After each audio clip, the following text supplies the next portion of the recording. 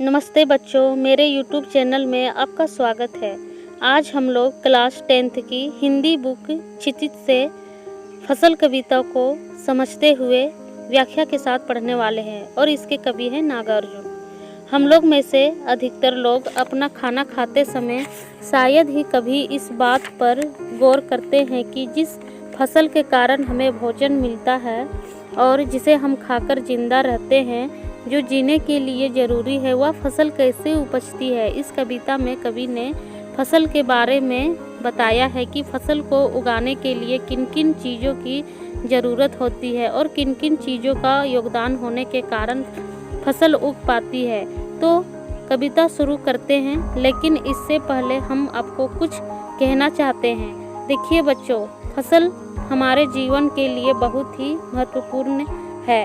आपको या आप लोगों को पता है, किसी देश की अर्थव्यवस्था तथा उसकी खाद्य फसल के उपज से ही फैसला होती है। और आपको पता होगा, इस फसल को उपजाने वाला दुनिया का सबसे महान इंसान किसान है, लेकिन कई लोग उसे गरीब समझकर उसे साथ नहीं देते। यहाँ तक कि सरकारी गवर्नमेंट भी साथ नहीं देते। आप सोचते होंगे कि हमारे देश के जो बड़े बड़े उद्योगपति हैं, जैसे टाटा, बिरला, अंबानी इत्यादि लोग, इन्हें उस नज़र से देखते हैं कि ये कितने बड़े इंसान हैं। ज़रा सोचिए, लेकिन अगर किसान फसल ना उगाए तो फिर हम लोग खाएंगे क्या?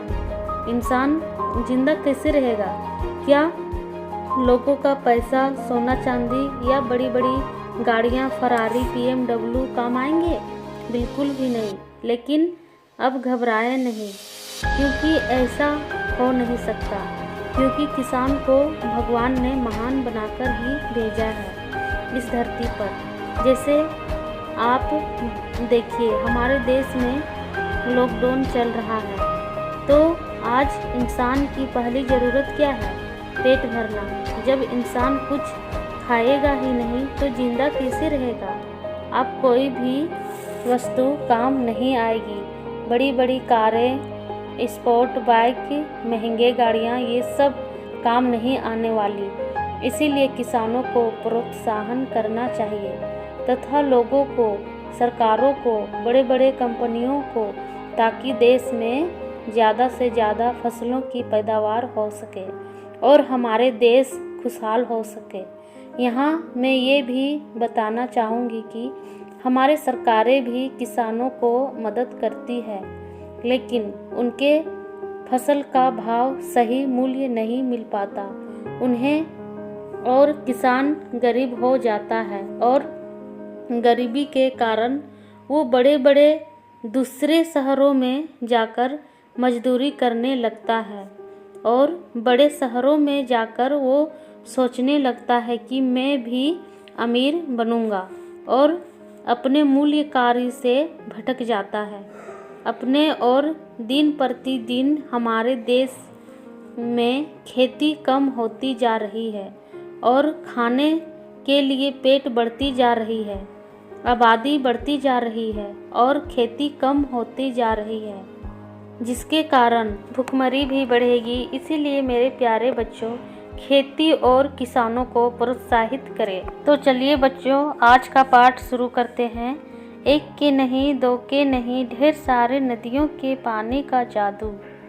फसल को उगाने के लिए एक नदी या दो नदियों का पानी नहीं, बल्कि ढेर सारी नदियों का पानी का योगदान होता है।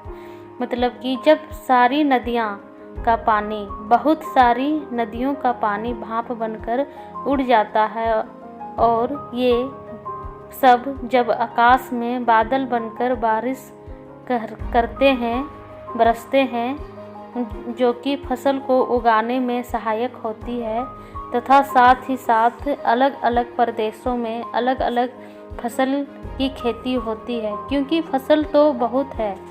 उसी प्रकार अलग अलग जगहों में, प्रदेशों में नदियाँ भी अलग अलग होती है।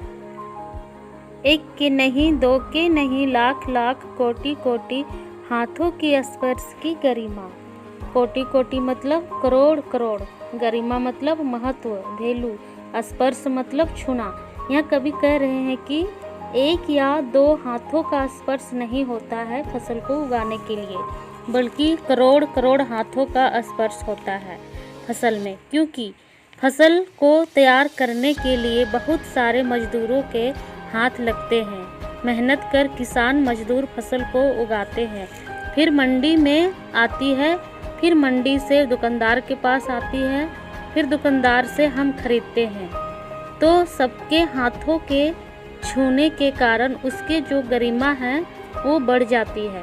फसल के अंदर सब लोगों के मेहनत का योगदान होता है, तो इससे फसल की गरिमा बढ़ जाती है और उसका महत्व बढ़ जाता है।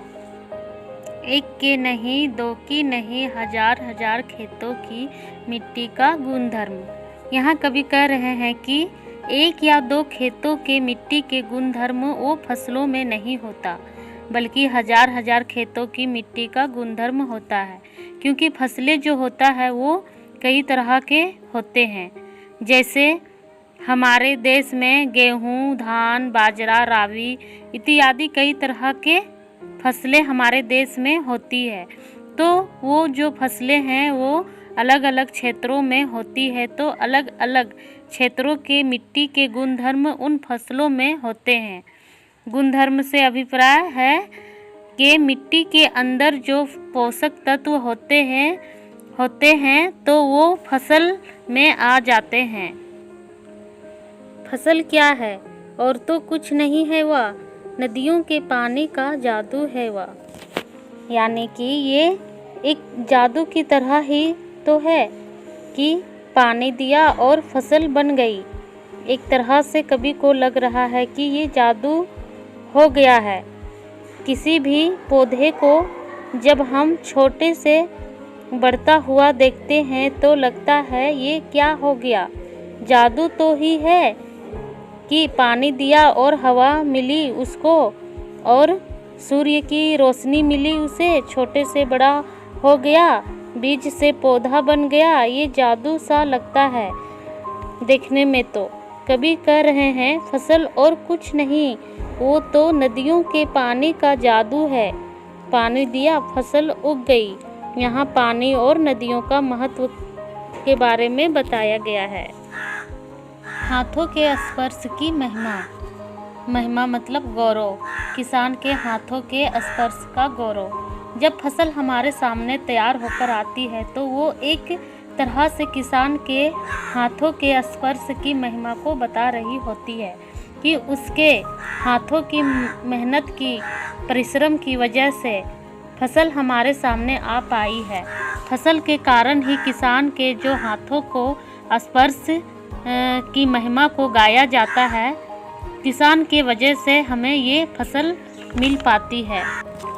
भूरी सिंधली मिट्टी का गुणधर्म और मिट्टी का कितना योगदान है फसल में, यहाँ बता रहे हैं कि अलग अलग तरह के मिट्टी जैसे कि भूरी है, काली है, संदली है, अलग अलग फसल में अलग अलग तरह की मिट्टी का योगदान होता है और मिट्टी के सारे पोषक तत्व वो उसमें आ जाती है। अलग अलग मिट्टी के अलग अलग गुण होते हैं, तो वही कवि कह रहे हैं कि फसल के अंदर भूरी काली मिट्टी का गुणधर्म वो भी फसल में आती है। फसल जो है वह एक तरह से पोषक तत्वों का भंडार है। रूपांतर है सूरज की किरणों का। अब फसल बनने के लिए सूरज का बहुत अधिक योगदान होता है, क्योंकि सूरज की किरणों से ही जो पौधे हैं, पौधों की जो पत्तियां हैं वो अपना भोजन बना पाती है। हमने विज्ञान में पढ़ा था कि पौधे सूरज की रोशनी के उपस्थिति में सूरज के किरणों को पाकर अपना भोजन बनाते हैं, और सूर्य की किरणें नहीं होती तो उनमें प्रकाश संश्लेषण नहीं हो पाएगी। तो सूरज के किरणें भोजन के रूप में फसल में होती है। तो यही कह रहे हैं कि सूरज के किरणें उतने ही आवश्यक तत्व हैं एक पौधे को बढ़ने के लिए जितनी पानी और मिट्टी। अब कवि कह रहे हैं कि सिमटा हुआ संकोच है हवा की थिरकन का। तो हवा भी एक पौधे के लिए ज़रूरी है, क्योंकि हवा में ऑक्सीजन है, तो ये ऑक्सीजन भी पौधे फसल के लिए ज़रूरी है, आवश्यक है। तो प्रकृति में कौन कौन से अवयव हैं आप देखिए। जिनका भी जिक्र इस कविता में हुआ है, ये सभी पौधे को बढ़ने में, उसको पनपने में सहायता देते हैं। और इंसान का यानी किसान का श्रम है, किसान का जो मेहनत है वो मिलकर यानी दोनों की सहयोग की आवश्यकता है फसल को उगाने में। सिमटा हुआ संकोच है हवा की थिरकन का, तो कहते हैं हवा ने इसे थिरकने और इधर उधर डोलने का गुण भी दिया है। तो भाव यह है कि फसल प्रकृति और मनुष्य के सामूहिक प्रयत्नों का परिणाम है, और प्राकृतिक तत्व जैसे हवा, पानी, सूर्य के किरणों का महत्व तो है ही साथ किसानों का परिश्रम का महत्व भी है एक फसल को उगाने और बड़ा करने में। आशा करती हूँ कि ये कविता आपको समझ में आ गई होगी। तो बच्चों, आज का मेरा प्रश्न है, कवि के अनुसार फसल क्या है? धन्यवाद।